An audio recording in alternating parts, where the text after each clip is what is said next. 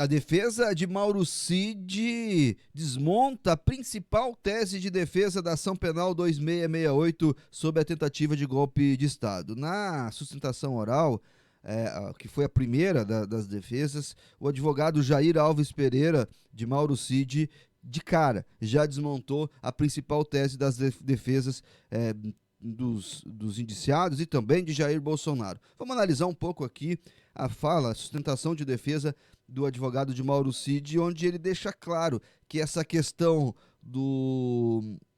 da coação da delação premiada não existe, e ele prova durante a sua fala o quanto é absurda essa tese, segundo ele. Vamos analisar aqui então a fala do advogado Jair Alves Pereira. A suposta coação pela Polícia Federal, as alegações que sustentam o vício de consentimento do Mauro Cid em relação a isso, seria relativa aos vazamentos na revista Veja, em que, à época, saiu a seguinte matéria com os seguintes dizeres de Mauro Cid, entre aspas. Eles tinham a tese investigativa e eu tinha a minha versão. Muitas vezes a minha versão contradizia os argumentos que eles tinham no inquérito. E eu falava, não, a minha versão não é essa. Isso aqui eu sei, isso aqui eu não vi. Eu tinha outra linha argumentativa, né? E eles estavam investigando. E a minha, eu estava trazendo a minha versão dos fatos, era outra. Isso aqui não é coação. O Mauro Cid está reclamando da posição do delegado. Isso é direito. Cumpre fazermos uma pergunta aqui. Qual é a versão que constou dos autos? Foi a versão do Mauro Cid ou é a versão do delegado? Veja o quanto é importante isso que ele está dizendo. Olha, o Mauro Cid reclamou. Isso é fato, mas ele não está sendo coagido, porque o advogado tem outra tese diferente da dele e ele está trazendo os fatos. E aí a pergunta, que é a pergunta essencial, né, que é onde ele começa realmente a desmoronar a tese da coação. Qual é a versão que prevaleceu? Se for do Mauro Cid, e de fato, no processo, então não houve coação. Então, o que houve foi uma oposição que os advogados, os delegados, acabaram recuando. E ele fala, o delegado tem que ter uma visão e ela vai ser muitas vezes conflitante com a testemunha, com o investigado, enfim, porque é assim que funciona. Vamos seguir aqui ouvindo mais o Jair.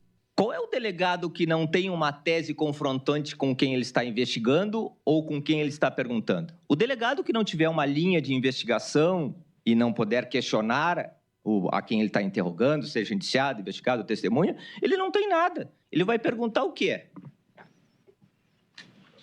O que ele vai perguntar se ele não tiver argumentos para formar uma convicção, pelo menos que seja indiciária naquele momento? Se ele não tiver isso, ele não tem nada. Eu posso não concordar com o relatório e com o indiciamento do delegado. E, de fato, não concordo.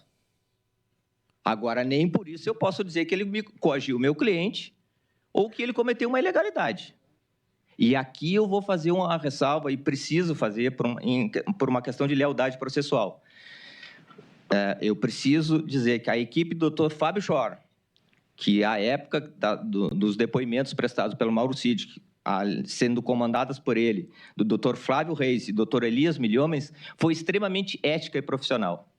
Eles nunca falaram com o Mauro Cid sem a presença da defesa. Nunca tentaram falar com o Mauro Cid sem antes acessar a defesa. Se isso não é um respeito ao devido processo legal, eu acho que eu estudei mal. Note que ele vai além daquilo que ele falou. Ele não fala só de coação, ele fala devido respeito ao devido processo penal. O Jair aqui, ele vai inclusive além do que a PGR, né? Ele praticamente inviabiliza qualquer argumento das defesas daqui para frente nesse sentido. Porque ele atesta, e se esse é o principal argumento das defesas, e podem ter argumentos diferentes, e tem de fato argumentos diferentes, esse argumento ele desmonta, porque ele está atestando, ele está servindo, além de advogado de defesa, como testemunha ao processo. E ele participou, o escritório dele, a banca dele, enfim, participou ativamente de boa parte do processo e da parte mais sensível do processo, diga-se de passagem. Então aqui, nesse ponto específico, ele praticamente inviabiliza qualquer argumento contrário a isso que ele fala, porque ele, além de argumentar, ele atesta, ele testemunha. Então, ele vai fundo e acaba servindo em função disso tudo. Claro, o objetivo dele é conseguir a inocência, né? Porque o procurador ele valida a delação premiada, mas ele quer mesmo assim punir, porque ele, na concepção do Gonê, o Mauro Cid ele não ajudou tanto quanto poderia. Mas enfim, vamos continuar aqui com o advogado do Mauro Cid. Esses mesmos áudios vazados na Veja falam mal de Vossa Excelência, ministro Alexandre de Moraes. Mas em nenhum momento, esses áudios, esse áudio vaza qualquer coisa em relação à colaboração premiada. Nenhum momento ele diz, ele especifica, ele fala, olha, isso aqui eu falei isso, é isso. Não, ele confronta as ideias e a investigação, o que é normal. E acho que é muito legítimo dentro de um Estado democrático de direito em que o devido processo legal tem que ser preservado. Qual é o indiciado? Qual é aquele que é preso? Qual é o investigado que concorda com o delegado e com o juiz? Porque é normal, faz parte do ser humano. Se o ministro Alexandre de Moraes tivesse determinado a minha prisão, eu também teria reclamado dele. Não sairia na Veja porque eu não tenho expressão para isso, mas eu teria reclamado de Vossa Excelência. Porque faz parte. E o Estado democrático, a legitimidade, me permite que eu faça isso. E é por isso que nós estamos nessa tribuna, brigando pelo Estado democrático de direito e pela liberdade, pelo legítimo processo. Note que aqui ele fala em legítimo processo, né, de novo, e ele fala, olha, eu posso questionar, eu posso não gostar, e de fato nenhum preso vai gostar do seu algoz. Isso é fato. É porque sempre tem aquele negócio da culpa e da vergonha, né? Tem gente que se sente culpado pelo que fez, tem gente que tem só vergonha, né? O que é vergonha? Se ninguém tivesse descoberto, ninguém tivesse tentado me punir, para mim estava tudo certo com a minha legalidade. Isso é importante a gente ter claro. E ele fala que, olha, para o devido processo, não atrapalha eu achar que o meu juiz ele faz mal para mim, ou ele está me perseguindo, porque isso inclusive ajuda, porque aí ele amplia o direito dele de contestação da defesa, né? Eu posso não concordar. E eu não concordo, e em alegações finais falamos isso. Nós não concordamos com o pedido de condenação do ministro Gonê. Mas nem por isso eu posso dizer que ele me coagiu, nem o ministro Alexandre de Moraes e nem o delegado, porque aí eu estaria sendo desonesto. E isso nós não podemos fazer. A lealdade processual, ela tem que ser íntegra e ela tem que ser única para qualquer um que seja dos investigados. A legalidade processual. Aqui, de novo, ele fala isso. Olha, eu não concordo com o que o Gonê quer fazer comigo, mas não houve nada de legal aqui. Eu não posso ser desonesto. Notem, ele está jogando, sim, pela absolvição do Mauro Cid. Ele quer validar todo o contrato da delação premiada, porque é um contrato, ele vai falar daqui a pouco sobre isso, inclusive. Mas ele dá um atestado de legalidade, acima de tudo, um testemunho de legalidade para os outros juízes. Vai ficar muito difícil de qualquer um dos 5 fazer qualquer menção contrária a isso, porque isso a força disso, isso é um testemunho, além de uma sustentação. Em que Vossa Excelência teria advertido o Mauro Cid, e eu vou, entre aspas, fazer a citação aqui rapidamente do que Vossa Excelência teria dito. Caso eventuais omissões e contradições não fossem sanadas nos termos da legislação vigente, isso poderia acarretar a prisão preventiva e a rescisão do acordo de colaboração premiada, com efeito não apenas para o colaborador, mas também para o pai, sua esposa e sua filha maior. Isso aqui é coação? Vossa Excelência tinha obrigação de falar isso para o Mauro Cid. Vossa Excelência tinha obrigação de fazer audiência. O Mauro Cid tinha um contrato vigente. E não teria como rescindir o contrato se ele não tivesse o contraditório e o direito de se explicar eventuais pontos que não estavam claros. Se Vossa Excelência não tivesse feito isso, eu estaria aqui reclamando de Vossa Excelência. Percebe? A fala que atribuíram, que é do Moraes durante um dos interrogatórios, que alegam que ele ameaçou de prisão, né? Coação por ameaça. Ele está dizendo, olha, era obrigação do juiz falar isso para mim e para o Mauro Cid, para mim da defesa, né? Porque de fato era isso, né? Se o Mauro Cid não cumpriu o contrato, ele perde os benefícios. E o juiz tem que falar isso. O juiz tem que dizer, deixar claro, olha, se tu não fizer isso, vai acontecer aquilo. Porque se não fizer, aí tu tá não jogando dentro daquilo que determina a lei. Então, eu vou insistir nessa tecla, porque não é só a sustentação, é testemunho, o cara estava lá. Mas isso não é ameaça. Isso é o devido processo legal. De novo, o processo legal. E não é só isso. O Mauro Cid estava numa audiência com o professor César Bittencourt, com a doutora Vânia, na presença do procurador-geral.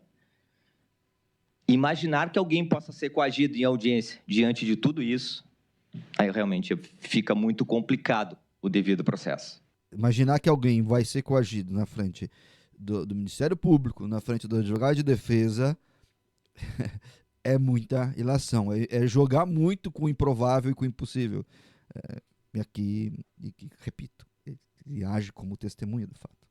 Depois, surgiram boatos e tentativas de anular o acordo de colaboração premiada, também por conta de mensagens que seriam divulgadas e através de um processo, quando a defesa do coronel Marcelo Câmara juntou lá na ação penal 2693, uma suposta minuta de ata notarial, que nessa minuta, segundo o doutor Luiz Eduardo Kuntz, que juntou lá.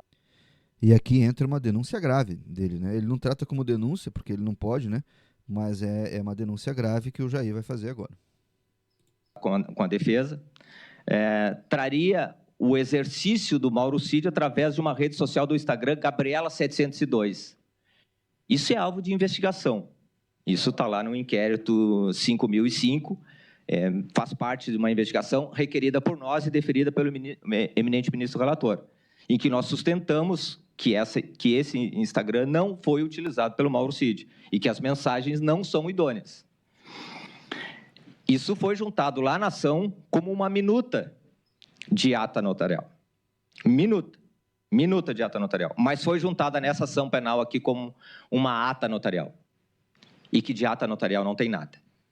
Nós não podemos validar uma colagem sob o aspecto de legalidade e de fé pública que tem uma ata notarial.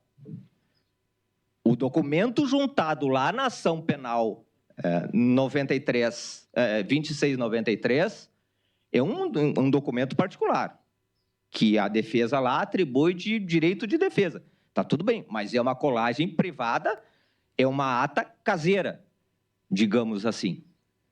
Não tem, de notarial, não tem absolutamente nada. Não tem a fé pública, é um documento, evidentemente, sujeito ao contraditório. Faz parte, é direito dele juntar documentos? Não sei se... Quanto à legalidade, questionável. E eu não vou antecipar isso aqui, porque isso está em investigação. Eu só quero dizer que o que foi juntado nesse processo aqui não é ata notarial. Não existe ata notarial. E o cartório onde ela teria sido levada a construir minuto certificou a inexistência dela. Então, nós não estamos falando só por um argumento defensivo. Aquelas mensagens do Instagram, né? E aqui é interessante, né? Porque ele está falando de um crime. Os caras dizendo que o cartório não reconhece aquela colagem de ata como uma ata, que não tem registro daquilo. Então está falando de uma fraude processual, né? Que é outro processo, não vai ser analisado aqui. E é grave a acusação, né? É grave a acusação que o Jair faz. É exatamente o que o cartório disse. Olha, não tem nenhuma ata, essa ata não foi registrada, ela não existe. E o teor dessa ata também a gente precisa fazer uma rápida um rápido ingresso no teor, porque a ata notarial juntada seria de conversas que Mauro Cid teria tido com, então, o doutor Luiz Eduardo Kuntz. Só que, por ofício do eminente ministro relator, ele oficiou a meta. E a meta respondeu, dizendo que, neste perfil, o Gabriela 700, não haviam mensagens. Mas a minuta de ata do Dr. Kuntz tem mensagem. Eu não vou dizer que isso aqui é crime, que isso é má-fé, não vou dizer nada disso, porque a polícia vai dizer, não sou eu que vou dizer. Eu preciso dizer aqui, já que as defesas se agarram nisso para alegar que o Mauro Cid vazou e descumpriu o acordo de colaboração premiada, eu preciso dizer que isso não tem credibilidade. E ele vai além nas acusações, né? Olha, a meta diz que esse perfil do Instagram não mandou mensagem para ninguém. Não tem nenhuma mensagem lá nesse perfil. Esse perfil não enviou mensagens. Que foi oficiado pelo STF. E ele fala, olha, eu não vou acusar ninguém, não vou acusar o Dr. Kuntz, mas se o argumento é anular a delação premiada com base nisso aqui, isso aqui não existe. Então, de novo, ele acaba com toda uma sustentação de defesa, com duas, na verdade, que também é da delação premiada não seria válida. O professor Paulo Gonê sugeriu uma pena, sugeriu que os benefícios dele fossem alterados, que nós aí vamos discordar novamente da acusação, doutor. Porque se a colaboração premiada dele é sólida, e foi reiterada inúmeras vezes, inclusive pelo professor Paulo Gonê, se ela dá sustentação e dá dinâmica dos fatos, e dá, por que ele não teria os benefícios que ele ajustou? Não seria justo que o Estado, agora, depois de fazer tudo isso, depois dele estar com cautelares diversas da prisão por mais de 2 anos, afastado de suas funções, inclusive agora pediu baixa do Exército, porque não tem mais condições psicológicas de continuar como militar, que agora, chegando no final, o Estado diga assim, não, realmente, tu me ajudou, está tudo certo, mas eu vou te condenar. Se fizermos isso, acabou o Instituto da Colaboração Premiada. Aqui o Jair, ele faz a defesa do seu enfim, ele defende Mauro Cid, né? Ele é advogado do Mauro Cid, é um dos advogados, e ele vai a fundo dizendo, olha, o Mauro Cid colaborou, de fato, está tudo aqui comprovado, e ele tem que ser absolvido. Lembrando que o Gonê quer que seja só dado parte, que segundo o Gonê, o Mauro Cid não ajudou tanto quanto poderia com isso tudo. Certo, gente? Essa foi a nossa análise aí do discurso. Fica claro aí durante o nosso vídeo o quanto o Jair Alves Pereira, advogado do Mauro Cid, inviabilizou 2 teses das defesas, né? Aqui